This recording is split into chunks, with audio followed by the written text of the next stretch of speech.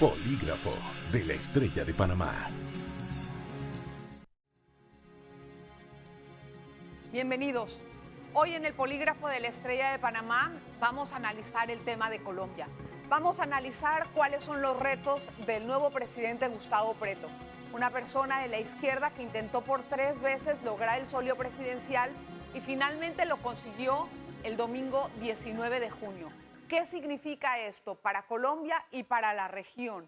¿De qué manera se va a relacionar él con las fuerzas de seguridad, con los grupos criminales y también con los otros países de Latinoamérica y del mundo? Hoy vamos a conversar con la profesora Sandra Borda. La profesora Sandra Borda es una persona que conoce muy bien el tema, es de la Facultad de Ciencias Sociales de la Universidad de los Andes y nos va a atender en esta ocasión para poder entender el tema. Gracias, profesora, por estar con nosotros, muy amable por su tiempo, le agradezco muchísimo. Bienvenida al Polígrafo.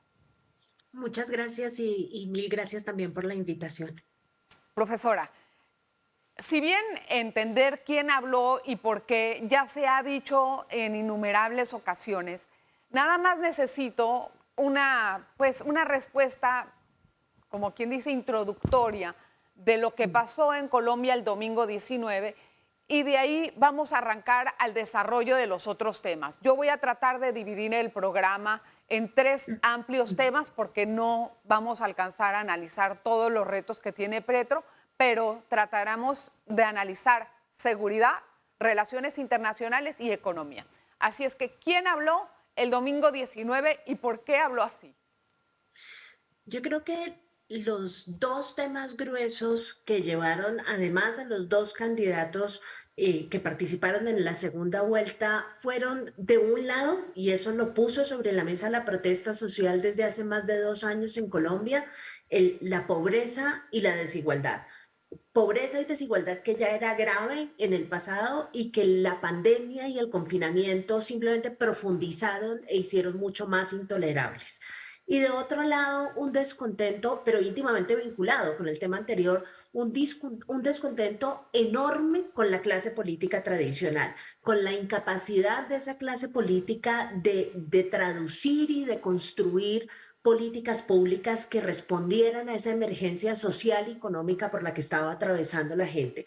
Esos 2 descontentos, el descontento con la situación económica y social y el descontento con la clase política tradicional, pusieron a Rodolfo Hernández y a Gustavo Petro como los punteros de una contienda presidencial e hicieron en conjunción que el triunfador de esta contienda fuera Gustavo Petro. Se trata de una figura que no es asociada con la clase política tradicional y que por ser un candidato de izquierda tiene entonces las credenciales más creíbles para resolver la crisis social y económica en la que se encuentra Colombia en este momento. Bien, basando la experiencia de Latinoamérica en temas de izquierda, hay muchos países en este momento que tienen esa ala ideológica, por así llamarla, ¿no? No me gustaría ponerle una ideología a la izquierda y a la derecha. Para mí, el gobernante tiene que ser gobernante ético y cumplir con lo que sea y honesto. Ya de ahí la ideología, pues, es otro boleto. Pero si usted tuviera que darme un ejemplo de algún gobierno de Latinoamérica de la ala izquierda que haya podido terminar con la corrupción y que haya podido mejorar la situación de las clases sociales más vulnerables, que no sea por subsidios, ¿cuál sería? Y creo que eso no lo ha logrado hacer ningún gobierno ni de izquierda ni de derecha en América Latina. Pero diría algo sobre el tema porque el ejercicio comparativo me parece muy importante. Si bien América Latina y casi todos los países latinoamericanos tienen ya experiencias numerosas y de varias generaciones con gobiernos de izquierda, ese no es el caso de Colombia. Esta es la primera vez en la historia de Colombia que un gobierno de izquierda llega al poder y la razón por la que eso sucedió es porque nuestro conflicto armado, el problema del narcotráfico nos sometió a una situación de seguridad tan supremamente abrumadora que hizo muy difícil que el espectro político se abriera para hablar de otros temas. Llevamos años con un espectro político del centro a la derecha, preocupado por mantenernos vivos en medio de una situación de seguridad muy precaria, y en una muy buena parte el proceso de paz lo que hizo fue reducir el tamaño de nuestras preocupaciones en materia de seguridad para abrirle espacio a otros temas muy acuciantes para los colombianos en este momento, como decía, la crisis económica y social. Entonces, eso es lo que le permite a la izquierda, por primera vez en la historia de este país, constituirse en alternativa de poder.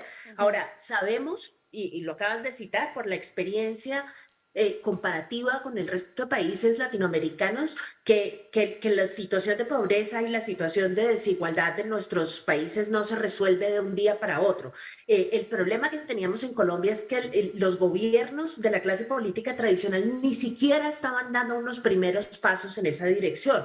Entonces, lo que el pueblo colombiano decidió hacer este domingo es simplemente dar un viraje, ensayar una fórmula totalmente distinta y ver cómo nos va. Crucemos los dedos. Vamos a ver. Ahora, Petro tiene unos retos muy fuertes ahorita que toma el poder. Uno de los primeros va a ser ver qué va a hacer con sus relaciones con Venezuela. Maduro no habló en toda la campaña de Petro. Cuando ganó Petro, sacó un mensaje y lo felicitó. Sabemos que son y comparten ideologías. ¿Petro va a entablar relaciones diplomáticas con Venezuela o cuál va a ser la relación? Sí, todos los candidatos a la presidencia durante esta contienda en Colombia estuvieron a favor, con la excepción de uno, el candidato del uribismo, estuvieron a favor de normalizar las relaciones con Venezuela. Ahora, lo que hay que preguntarse es qué significa esa normalización. El primer paso más importante es normalizar servicios consulares y, digamos, poner a funcionar la base de la estructura burocrática binacional que estaba totalmente destruida desde las épocas del chavismo. Entre el gobierno de Colombia y Venezuela ni siquiera existe una línea roja para casos de emergencia. No hay comunicación de ningún tipo. Y hay mucha gente que vive de la economía de la frontera, que vive de los intercambios binacionales, y en general hay mucha gente que depende de que la relación binacional, el día a día, la cotidianidad de la relación binacional se administre y se administre bien. Ese es el primer lugar por donde va a tener que empezar el proceso de normalización. Sí. Ahora, yo no creo que, a pesar de que existen y de que existieron en el pasado algún tipo de simpatía y de coincidencia ideológica entre los dos mandatarios, no creo que Gustavo Petro vaya a hacer la apuesta de acercarse demasiado al régimen de Venezuela en este momento, porque su prioridad es una prioridad de carácter doméstico, y no le va a poner palos a la rueda de la reforma social y económica que necesita adelantar, creando una inestabilidad tan grande, acercándose demasiado a Venezuela. No pierdan de vista que los otros 10 millones de colombianos que votaron por Rodolfo Hernández, una muy buena parte de ellos son antipetristas porque temen que Petro convierta a Colombia en Venezuela. Exacto. Luego va a tener que andar con mucho cuidado. Bueno, déjeme hacer una breve pausa, profesora. Vamos a regresar con más. Vamos a ver acerca de la alternancia en el poder. Vamos a conocer también qué tipo de retos le enfrenta en materias de seguridad. Una pausa y regresamos enseguida. No se vaya. Polígrafo de la Estrella de Panamá. Bueno, regresamos con nuestra invitada especial hoy. Sandra Borda nos atiende desde Bogotá, Colombia. Ella es profesora de la Universidad de los Andes y estamos analizando la situación de Colombia con el triunfo de Petro. Profesora, si pudiéramos decir, nada más hablando de las relaciones, la normalización con Venezuela, ¿cuál va a ser el estatus de los venezolanos refugiados en Colombia o de los requeridos en Colombia que no tienen protección aún del gobierno? ¿Cuál va a ser la situación con ellos si se hace esta normalización?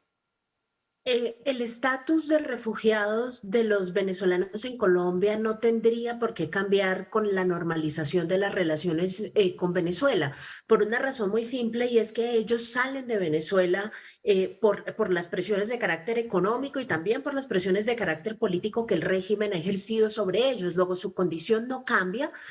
Yo creo que lo que va a hacer Gustavo Petro, porque lo dijo en varias ocasiones, hizo declaraciones en ese sentido, sería continuar con el estatus de protección al migrante venezolano que inició la administración de Iván Duque, ampliando, eso sí, la posibilidad de que el Estado colombiano logre prestar los servicios que se prometen en ese estatuto de protección, porque la cuestión no es solamente darles un estatus de legalidad para que puedan conseguir trabajo en Colombia y demás, sino que se puedan incorporar realmente con la ayuda del Estado colombiano a la economía y a la productividad de nuestro país. Entonces, creo que lo que vamos a ver seguramente va a ser una continuación de esa provisión de servicios por parte del Estado y una continuación de la implementación del Estatuto de Seguridad. Yo no creo que en eso vayamos a tener grandes diferencias. El sitio donde creo que pueden cambiar las cosas es que habiendo ya establecido servicios consulares y normalizando, como digo, la base de la relación binacional, le va a quedar mucho más fácil a Colombia el registro de los venezolanos que entran y de esa forma, estando registrados, va a ser más fácil que el Estado colombiano pueda protegerlos y pueda proveerles de los servicios que requieran. Otra pregunta. Petro, como todo mundo sabe, proviene de una guerrilla. Y en el momento, en la época, el ejército era el encargado de combatirla. ¿El ejército va a aceptar como comandante supremo a Petro? No tienen opción. La Constitución lo manda. El comandante en jefe de las Fuerzas Armadas de este país es el presidente de la República. Así que si no aceptan esa autoridad establecida en la Constitución colombiana, simplemente estarían violando la ley.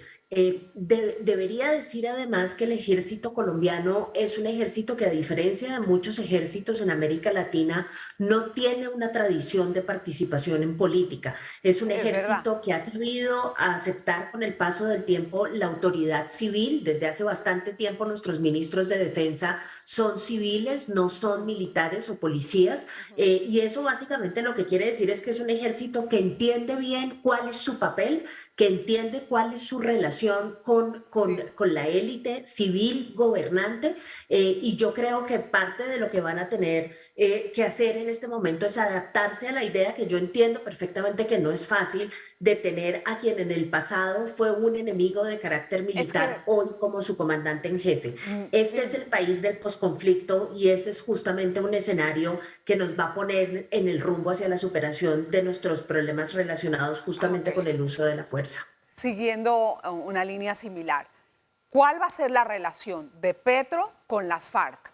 Porque en su época también había una relación interesante. ¿Qué favores le debe Petro a las FARC?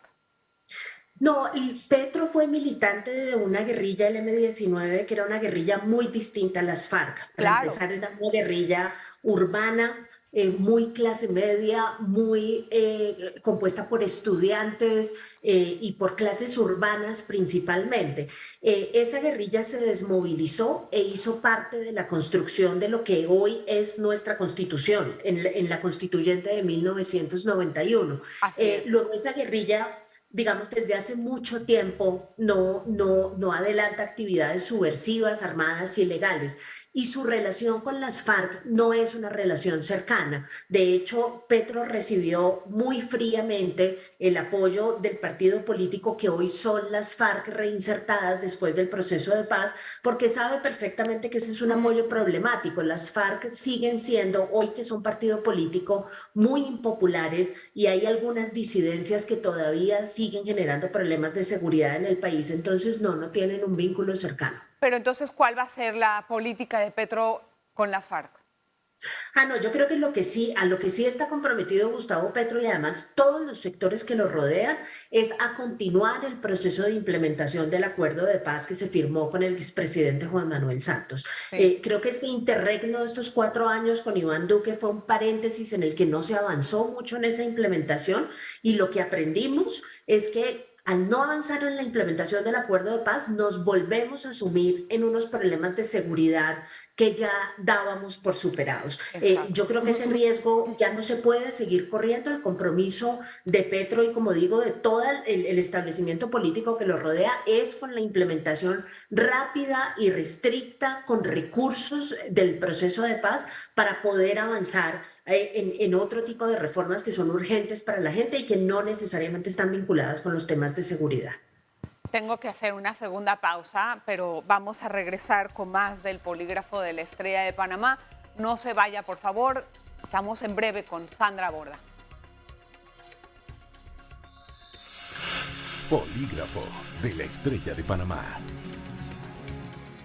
Gracias por continuar en sintonía. Vamos a continuar nuestra entrevista con Sandra Borda, profesora de la Universidad de los Andes. Profesora, como es el último bloque, le pediría un poquito más sucintas las respuestas para poder avanzar en muchos temas.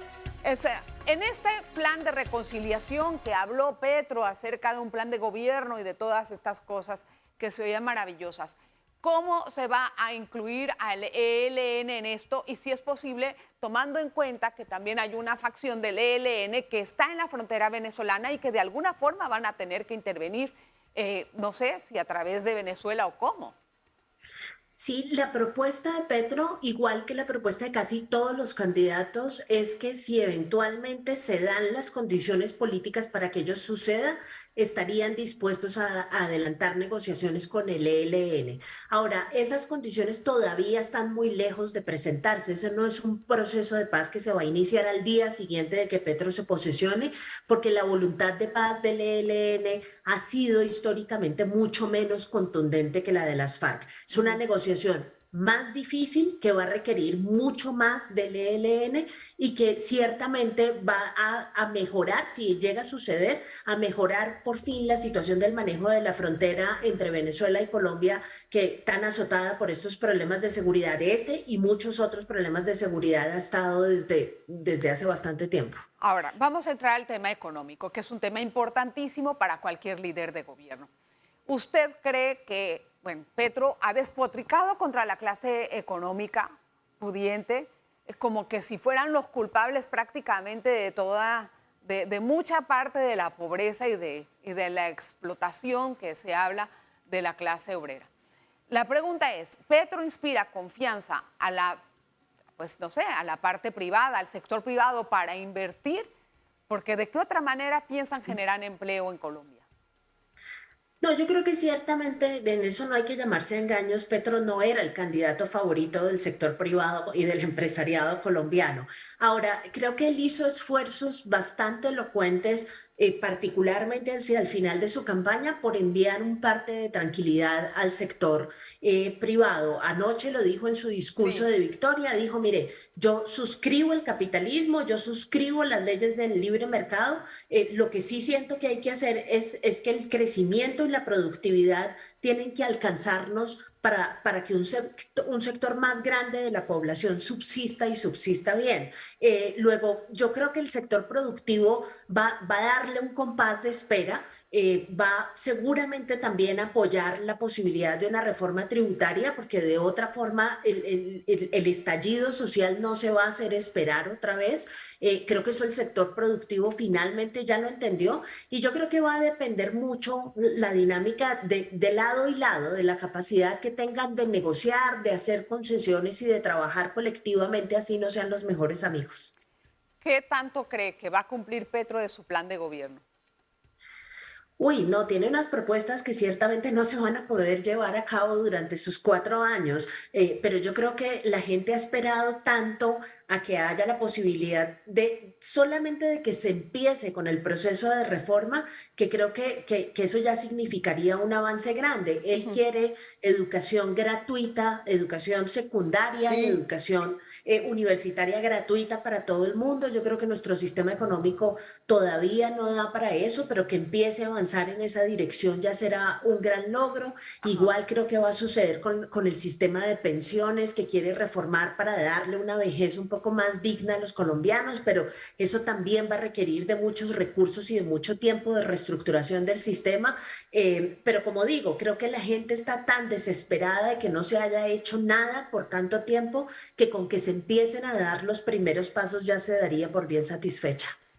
¿Cómo va a ser la relación de Colombia con Estados Unidos? A pesar de que Petro los ha nombrado en el discurso que dio en su campaña política, la pregunta es qué tanta relación íntima habrá como la que se tenía anteriormente. Él se ha preocupado mucho en su campaña por enviar el mensaje de que no planea reformar profundamente o patear el tablero de la relación con Estados Unidos.